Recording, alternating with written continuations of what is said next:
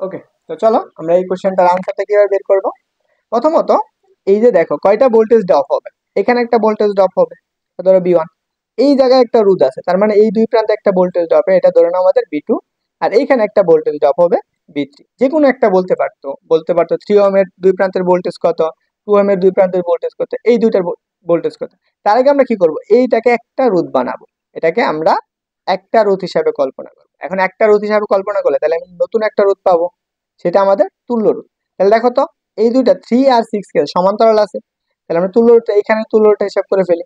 তাহলে হিসাব করলে আমরা কত পাবো, যে 3 × কত 6 ডিভাইডেড বাই কত হচ্ছে 6 প্লাস এর 3, তাহলে আমাদের কত আসতেছে 18 9, তাহলে আমাদের কত পাবো 2 ওহম। তাহলে এই যে রুটটা হইলো আমাদের এখন কত 2 ওহম। তাহলে আমার বের করা লাগবে কার মান, এই দুই প্রান্তের রোধের ভোল্টেজ। তাহলে আমরা ভোল্টেজ ডিভাইডার রুল অ্যাপ্লাই করব। তাহলে আমরা ধরে নিই আমরা এটা বি2, আমরা কি পড়ছি চার ভিতরের দুই প্রান্তের ভোল্টেজ বের করা লাগবে। তার মানে কি এখন এই দুইটার ভোল্টেজ এন্ড রোধ কতটুকু কাজ করবে 2 ওহম না, তাহলে এই 2 ওহমটাকে উপরে রাখো। এন্ড বাকি যে রোধগুলো আছে সেগুলোর যোগফল, এটার যোগফল। তাহলে আমরা কত 2 প্লাসের কত 2 প্লাসের কত 2 প্লাসের কত 3 ইন্টু কত হচ্ছে গেল 6। আচ্ছা এই রুটটা হচ্ছে মনে হয় 2। ওকে,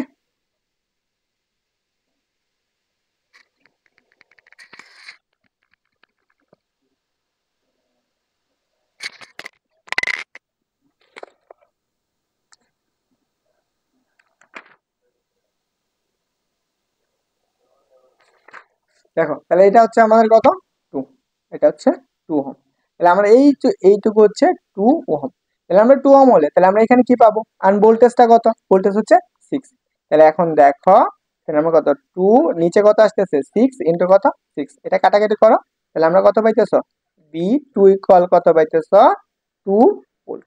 2 ভোল্ট এটাই আমাদের বের করতে হবে। এই কোশ্চেনটাই আমাদের আনসার বলছে। ওকে, বুঝছো সবাই? তাহলে আমার আনসার কোনটা আসতেছে 2 ভোল্ট। তো চলো আমরা পরবর্তী কোশ্চেনটা দেখি। দেখো সবাই বুঝছো কিনা একটু জানাও দেখি। এটা দেখো, এটা আমাদের ঢাকা বিশ্ববিদ্যালয় আছে কত